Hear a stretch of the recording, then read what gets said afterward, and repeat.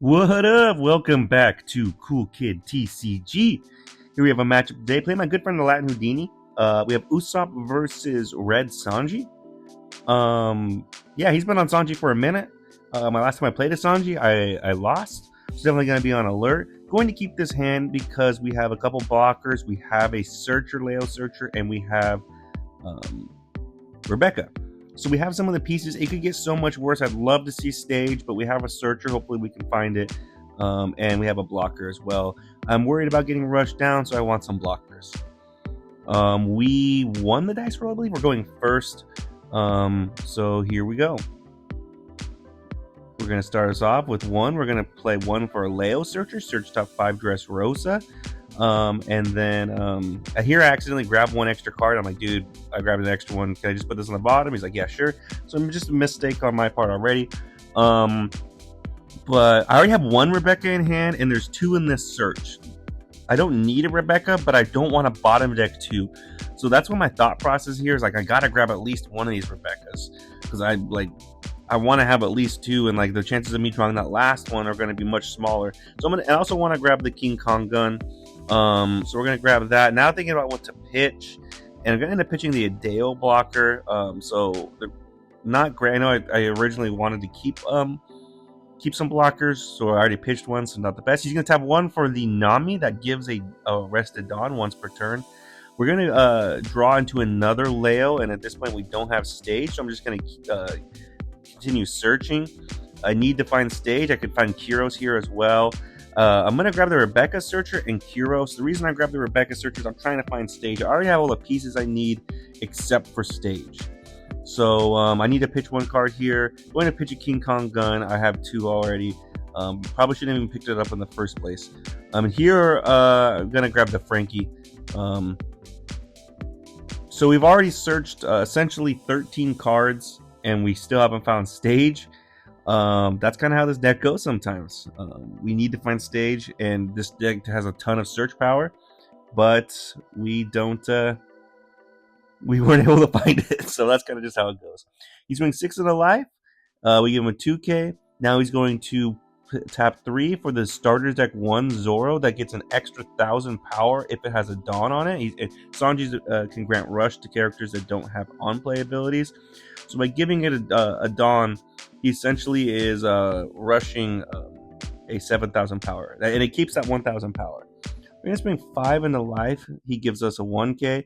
We finally found Stage. We're going to tap 1 for, and then we're going to establish the Frankie blocker. I think our hand's at just about 5.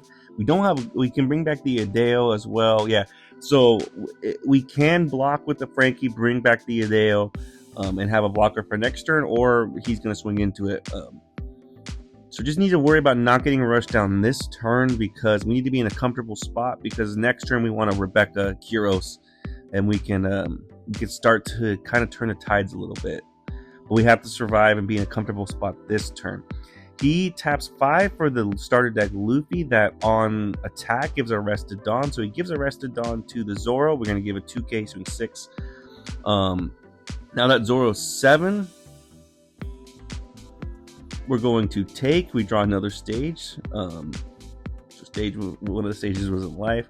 And then now he's going to swing 7 to life, and then we're going to be able to Frankie block, draw a card for leader effect, and we're going to bring back a Deo. I think I just pitched a Barto. It's literally a better play to bring back the Barto. So that's just a misplay on my part. But we still have the Adeo blocker. And now we could Rebecca Kyros Sabo. We could Rebecca Kyros Frankie.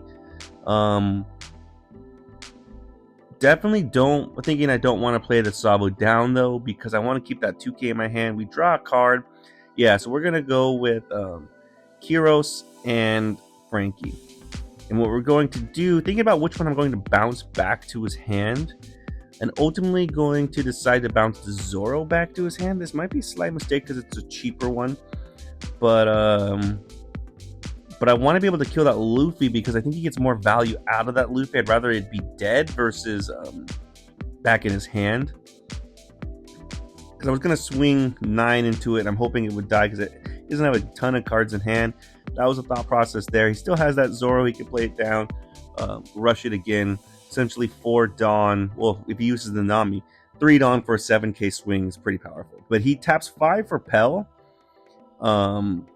And he uses Nami's ability to give it a Rested Dawn. Pell's effect, I love this card. When attacking, if it has a Dawn on it, you can pop a 4,000 power or less. So he pops our Ideo. We do get to draw off of that.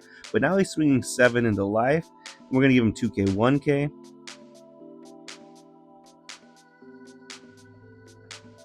Now he's going to tap 1 for another Nami to give another Rested Dawn, and he's going to use that, and he's going to swing, I believe this is another 7 into life, and we are going to take. So we drew the Zoro off of that. We do have another Rebecca, so we can do a pretty strong play. Looking at our hand, we don't have a, I mean, we could like Rebecca, Frankie, Zoro, establish a blocker, another blocker, as well as pop one of his Namis. But we're gonna swing 9 into the 6, see what happens.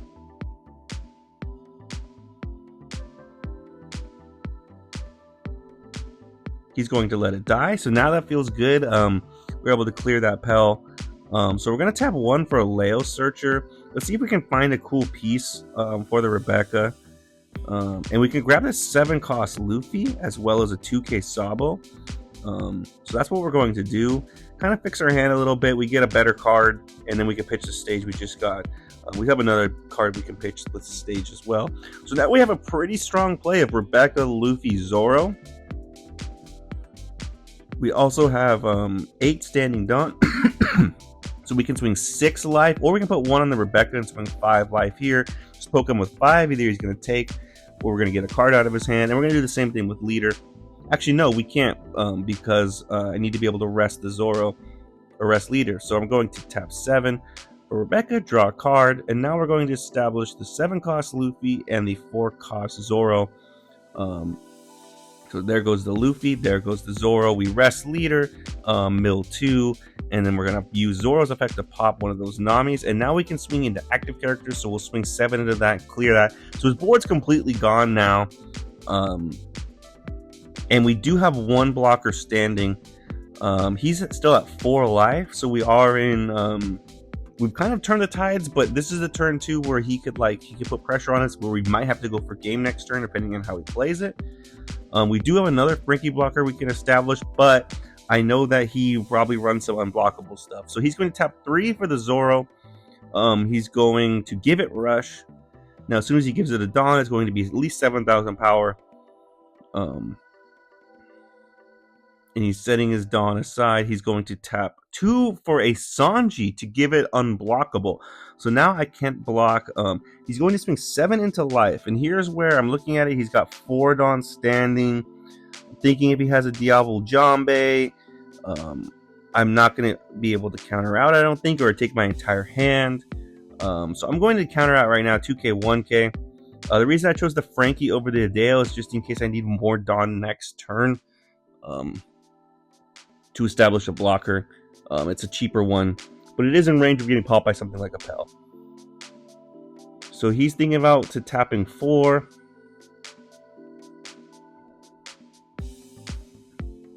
Ultimately decides not to tap 4.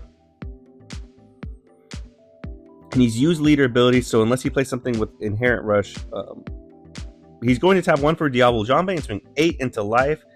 That means I can't activate my blocker, so he does succeed in getting me down to 0 life.